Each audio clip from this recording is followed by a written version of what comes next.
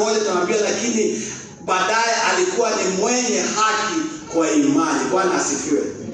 Ibrahimu mwenyewe tunajua shida zake.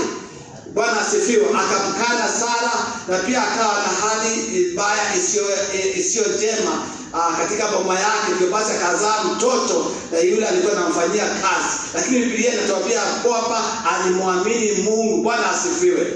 Bwana asifiwe.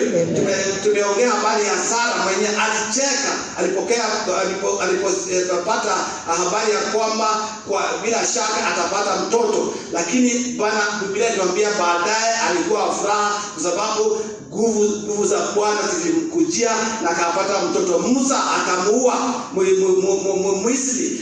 Lakini baadaye tunajua kazi yake njema yenye alifanya. Rahabu mwenyewe alikuwa kahaba. Bwana asifiwe. Bwana asifiwe zaidi. Lakini tunajua yale alifanya kwa baadaye. Samsoni, hakuna mfano wa madhambi zaidi kushinda yale yalifanyika katika maisha ya Samsoni. Lakini Biblia baadaye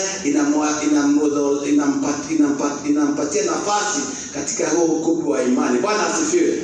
Daudi dhambi zake zilikuwa nzito zaidi, uzinzi na hata mauaji. Bwana asifiwe. Lakini bado anasifiwa kwa imani. Bwana asifiwe. Haleluya. Ni kwa nini nawe mwenyewe ujisikie uko bali sana? Bwana asifiwe. Kama wale katika na imagine wakati